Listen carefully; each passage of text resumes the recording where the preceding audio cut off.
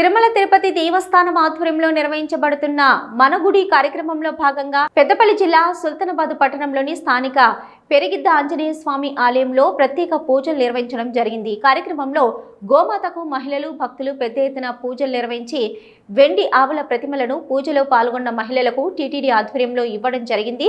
గోమాతను పూజించడం ద్వారా ముక్కోటి దేవతలను పూజిస్తే ఏ ఫలితం కలుగుతుందో ఒక్క గోమాతను పూజించడం ద్వారా భక్తులకు కలుగుతుందని వేద పండితులు తెలిపారు. కనుమ పర్వదినం రోజు గోమాతను పూజించడం అనాదిగా వస్తున్న ఆచారమని పురాణాలు చెప్తున్నాయి. తిరుమల తిరుపతి దేవస్థానం నిర్వహిస్తున్నటువంటి కార్యక్రమాలన్నీ ప్రజల్లోకి అందుబాటులోకి రావాలనే ఉద్దేశంతో ధర్మ ప్రచార పరిషత్ ద్వారా మన గుడి కార్యక్రమంలో ఈ కనుమ పండుగ రోజున గోపూజ కార్యక్రమాన్ని నిర్వహించుకోవాలనే ఉద్దేశంతో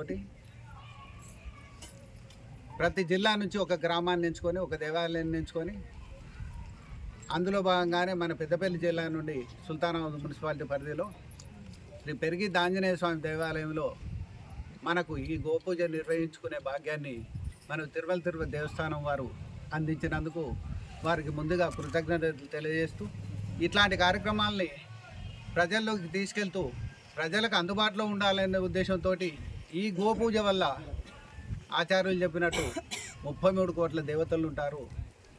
ఆ 33 కోట్ల దేవతలకు మనం పూజ చేసినటువంటి ఫలితాన్ని మనకు దక్కుద్ది. సర్వ గంగలు, సర్వ సముద్రాలు, సప్త సముద్రాలు కూడా గోమాతలోనే ఉంటాయి. ఈ యొక్క గోమాతను కనుక పసుపు కుంకుమ అక్షతలు వేసి ఒక 5 ప్రదక్షిణలు చేసి మనం మనస్ఫూర్తిగా నమస్కారం చేసుకున్నట్టయితే సర్వ దేవతలకు చేసినటువంటి పూజా ఫలితం మనకు దక్కుతుందనే ఉద్దేశంతో శ్రీ వెంకటేశ్వర స్వామి ఆధ్వర్యంలో తిరుమల తిరుపతి దేవస్థానం ధర్మ ప్రచార పరిషత్ వాళ్ళ ఆధ్వర్యంలో ఈరోజు కనుమ రోజు శ్రీ